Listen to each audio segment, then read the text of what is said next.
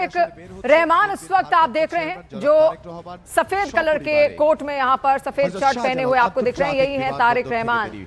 और ऐसे में इनकी वतन वापसी 17 साल बाद बांग्लादेश में हो रही है, उसके लिए वहां पर कितने लोग एकत्रित हुए हैं ये आप देखिए। खालिदा जिया के बेटे हैं तारिक रहमान, 17 साल से देश से बाहर थे, 2008 में लंदन चले गए थे और फिलहाल जो मजहर खान जी ने जो जानकारी दी है उसके मुताबिक वो इलाज के लिए गए थे, लेकिन कई बार उनको फरार भी घोषित किया जा चुका है, वहां से भाग गए थे ये भी कहा जाता है, क्योंकि कई सारे उस वक्त केस उन पर चल रहे थे, भ्रष्टाचार का मामला भी उन पर चल रहा था। उसके बाद वो 17 साल तक लंदन में ही रहे और अब उनकी जब वापसी हो रही है बांग्लादेश से, न्यूज़ 18 इंडिया पर ये एक्सक्लूसिव तस्वीर, एक्सक्लूसिव वीडियोस वहां से हम आपको दिखा रहे हैं। ढाका से ये लाइव तस्वीरें हैं घमासान के बीच। अब आखिर क्या कुछ होगा बांग्लादेश में? क्या बांग्लादेश की सत्ता की बागडोर तारिक रहमान संभालेंगे? क्या इतना समर्थन, इतना प्यार उनको मिलेगा? बीएनपी से तो पूरा समर्थन और प्यार उनको यहां पर मिलता ही आया है, लेकिन क्या बांग्लादेश की जनता उनको चुनेगी? क्या ये रास्ता उनके लिए इतना आसान होगा जब यूनुस पहले से ही यहां पर विरोध जता चुके हैं कि वो चुनाव आखिर नहीं चाहते?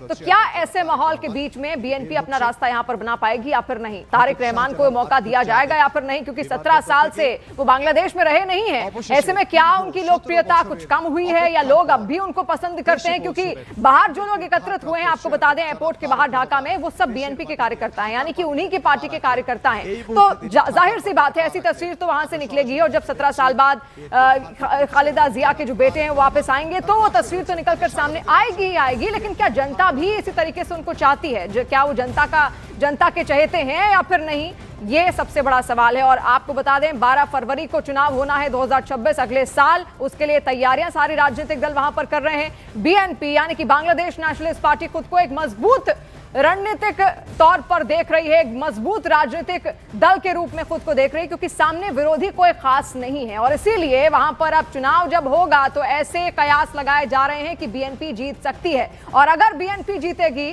तो प्रधानमंत्री के रूप में तारिक रहमान सबके सामने यहां पर होंगे। और ऐसे में सवाल यह भी उठता है कि अगर वो सत्ता में आए तो भारत से रिश्ते किस तरीके से मजबूती से आगे वो बढ़ाएंगे, क्योंकि अब तक जो उनकी छवि रही है वो न्यूट्रल नेता के तौर पर छवि रही है, तो आखिर उन रिश्तों को आगे अग्रसर किस तरीके से उनकी ओर से किया जाता है, यह भी एक बहुत बड़ा सवाल है। लेकिन फिलहाल ढाका एयरपोर्ट से हम तस्वीरें आपको दिखा रहे हैं। तारिक रहमान बीएनपी के तमाम बड़े नेताओं के साथ मुलाकात करते हुए, पूरी प्रोटेक्शन इनको वहां पर दी गई है क्योंकि कई सारी किलिंग्स भी वहां पर हो रही हैं कई नेताओं को लेकर और खास तौर पर उनको टारगेट किया जा रहा है जो चुनाव में उतर रहे हैं, जो उम्मीदवार वहां पर बन रहे हैं, छात्र नेता हैं, उसमें कई सारे युवा नेता भी शामिल हैं। शैलेंद्र वांगू लगातार हमारे साथ जुड़े हुए हैं।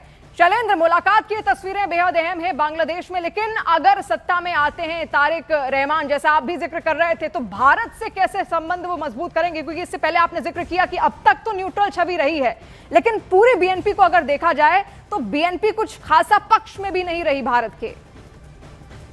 देखिए, बिल्कुल अगर हम बात करें तारिक रहमान की तो इनके अगर हम पुराने बयानों का जिक्र करें तो उन्होंने हमेशा कहा है कि हम बांग्लादेश को आगे रखेंगे, हम भारत और पाकिस्तान से पहले बांग्लादेश की बात करेंगे। तो जाहिर तौर पर एक बड़ा बयान उन्होंने इस तरह के दिए हैं, लेकिन उससे भी अहम बात यह है कि जो मौजूदा सरकार है, जो वहां पर एडहॉक गवर्नमेंट अभी यूनुस की है, वो लगातार जो कदम उठा रही है फॉरेन पॉलिसी को लेकर, उस पर भी आपत्ति जताई है।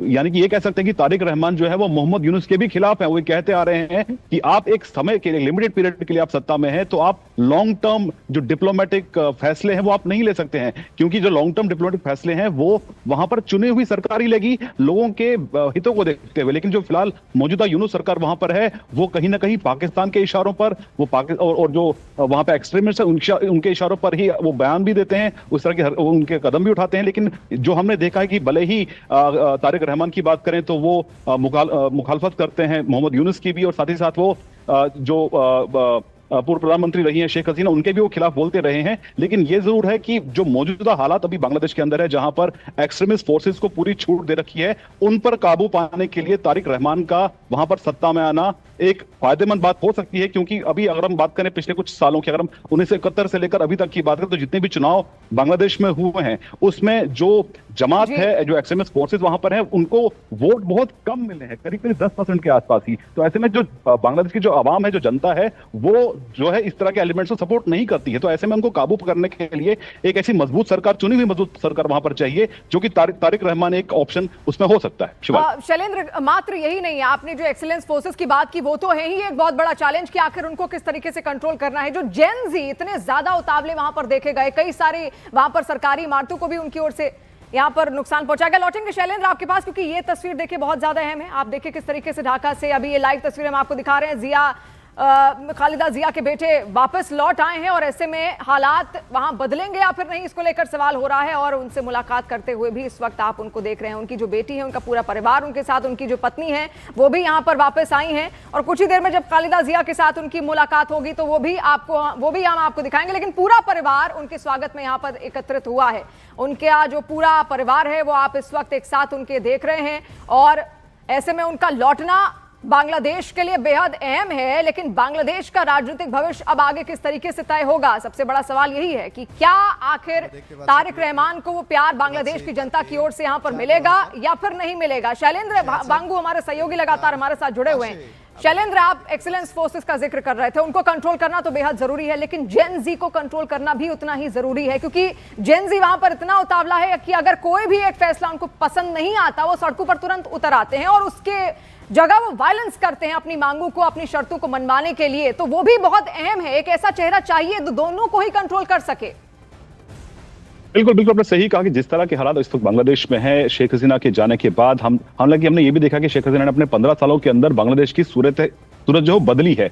वहां पर लोगों को गारमेंट्स के अंदर इतना ज्यादा एम्प्लॉयमेंट जनरेट हुआ है, तो उससे कहीं ना कहीं बांग्लादेश की तस्वीर बदली है। लेकिन उनके निष्कासन के बाद, उनके देश छोड़ने के बाद बांग्लादेश के हालात बद से बदतर होते चले गए। और जो ऐसे फोर्सेस हैं उनको रोकने के लिए यूनुस सरकार ने कोई ठोस कदम नहीं उठाया है। तो ऐसे में ना सिर्फ वो फोर्सेस बल्कि जो जेन जी है, जिसको जेन जी कहा जाता है, उनको एंगेज करने के लिए ऐसी पॉलिसीज, ऐसे एम्प्लॉयमेंट अपॉर्चुनिटी जनरेट करना, यही सरकार का काम होता है। ना कि उनको छूट दी जाए कि वो तोड़फोड़ करें। हालांकि हमने इस तरह की तस्वीरें ना सिर्फ बांग्लादेश में देखी, हमने नेपाल में कुछ पहले देखी है, इससे पहले श्रीलंका में भी देखी, जो जहां पर जेन जी लगातार जो इस तरह के कदम उठा रही है। लेकिन इसमें एक स्टेबल गवर्नमेंट का होना जरूरी है ताकि वो ऐसी पॉलिसीज लेकर आए ताकि लोग, और खासतौर से यूथ सेंटर्ड वो पॉलिसीज हो। हालांकि हमने ये भी देखा कि पिछले दिनों में मोहम्मद यूनुस के खिलाफ भी इस तरह के बयान जारी किए गए कि जो उस्मान हादी की मौत के जिम्मेदार उनको अगर पकड़ा नहीं गया तो ऐसे में यूनुस को भी इस्तीफा देना चाहिए। तो ये तमाम जो एक भावना वहां पर भड़की हुई है, उसको कंट्रोल करने के लिए एक मजबूत सरकार का, एक चुनी हुई मजबूत सरकार को जो सही पॉलिसीज लेकर आए, ये बहुत जरूरी है बांग्लादेश की डेमोक्रेसी के लिए और बांग्लादेश की स्टेबिलिटी के लिए। और इसको समझते भी हैं बहुत अच्छे से तारिक रहमान, क्योंकि अभी खबर यह भी सामने आ रही थी कि जहां पर उस्मान हादी का जो जनाजा निकाला गया था, उसके बाद जहां उनको दफनाया गया है, उस जगह पर भी जाएंगे तारिक। यानी वो समझते हैं कि अगर प्रसिद्धि चाहिए, 17 साल बाद वापस लौटे बांग्लादेश शैलेंद्र, तो जनता के बीच में जगह बनाना बहुत ज्यादा जरूरी है। और बहुत हॉट टॉपिक है इस वक्त वहां पर उस्मान हादी की मौत, वहां की जनता के लिए, वहां के जेनजी के लिए। इसी वजह से वो सड़कों पर उतरे हैं और इसी वजह से तारिक रहमान अब उनकी खबर पर भी जाएंगे।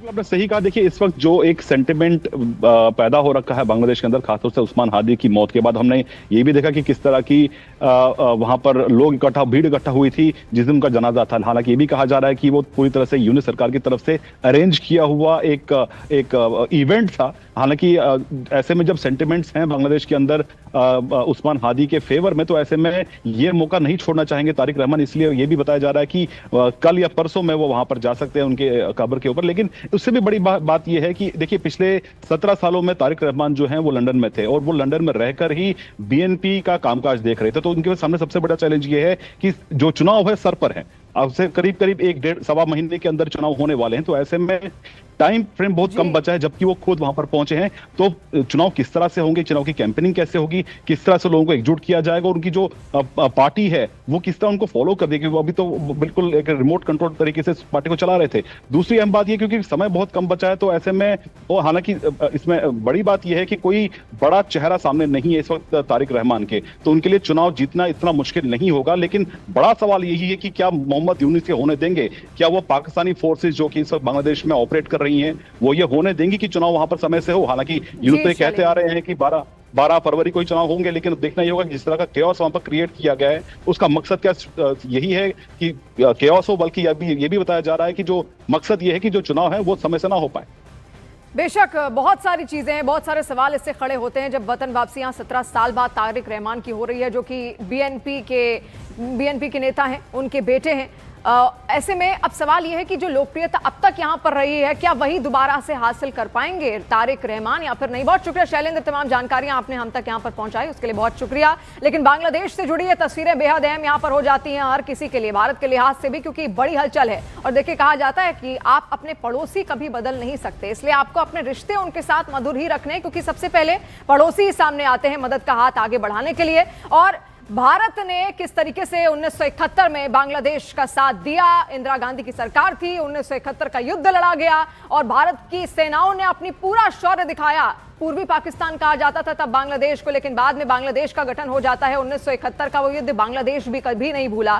शेख मुजीबुर रहमान, जिनकी बेटी खुद शेख हसीना थी, अभी वो बांग्लादेश में है ही नहीं। उनकी जो पार्टी थी आवामी लीग, उसको बैन कर दिया गया है, यानी चुनावों में भी वहां पर वो उम्मीदवार नहीं उतार सकते। और इसलिए अब बीएनपी के अंदर ये एक कॉन्फिडेंस, आप इसको कह लीजिए, एक आत्मविश्वास इसको कह लीजिए, क्योंकि सामने कोई मजबूत पार्टी नहीं हो। जब सामने आपके कोई बहुत मजबूत दल नहीं होता तो आप खुद को ही सर्वे सर्वा समझते हैं। बीएनपी कुछ ऐसा ही खुद को इस वक्त समझ रही है।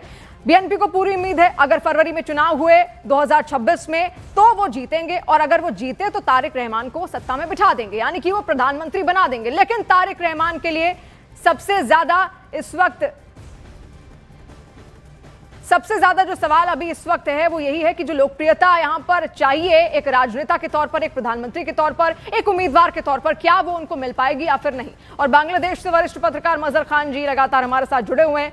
मजहर खान जी, हमने बहुत सारी तस्वीरें देखी अभी जब मुलाकात यहां पर हुई तारिक रहमान की, उनके साथ कौन कौन बैठा है और कौन किस किस से मुलाकात की, थोड़ा सा बताइए। मजहर खान जी, आवाज आ रही है आप तक? मजहर खान जी, जो तस्वीरें सामने आ रही हैं ढाका से, एयरपोर्ट से, किस किस के साथ अभी तक मुलाकात हुई है तारिक रहमान की? हम बहुत सारी तस्वीरें देख पा रहे हैं, कौन कौन से वो राजनीतिक चेहरे हैं? देखिए, पहले जो आप जो जिन महिलाओं को देख रहे हैं, इनमें से एक तो उनकी बेटी आया, उनके संग उसकी वाइफ भी आ गया, और एयरपोर्ट पे वीआईपी लाउंज पे जो वेट कर रहे थे उनमें से थोड़े थे उनकी फैमिली मेंबर्स, और इनके अलावा रिजवी साहब थे, और सॉरी जी जी जी जो सेंट्रल लीडर्स थे, उन लोगों ने उनको ग्रीट किया वेरी सीमित परिसर पे, और अब वो एग्जिट किया और जा रहा है। जो so far I have come to know that he is going for exit ये और फ्रॉम वीआईपी लाउंज लाउंज से वो निकल रहे हैं। मजहर खान जी, खालिदा जिया के साथ भी कोई मुलाकात यहाँ पर होनी है? क्योंकि अब तक ऐसी कोई तस्वीर हमने खालिदा जिया के साथ उनकी नहीं देखी। एडमिट है, एवरकेयर हाउस हॉस्पिटल पे एडमिट है। खालिदा जिया की जो बहन है शायद पास में वो है, और खालिदा जिया की तो मजहर खान जी, एक तस्वीर हम आपको यहाँ पर दिखा रहे हैं, सफेद रंग की साड़ी पहनी एक महिला वहां पर बैठी है, उनसे भी वो मुलाकात कर रहे हैं। ये महिला कौन है? खालिदा जिया की बहन है शायद, मगर not Khaleda Zia for confirm. जी, यानी कि खालिदा जिया के साथ अब तक उनकी मुलाकात यहाँ नहीं हुई है, लेकिन जैसा मजहर खान जी हमें जानकारी दे रहे हैं, ये उनकी बहन थी और अभी फिलहाल मेडिकल ट्रीटमेंट के लिए शायद खालिदा जिया अस्पताल में भर्ती है।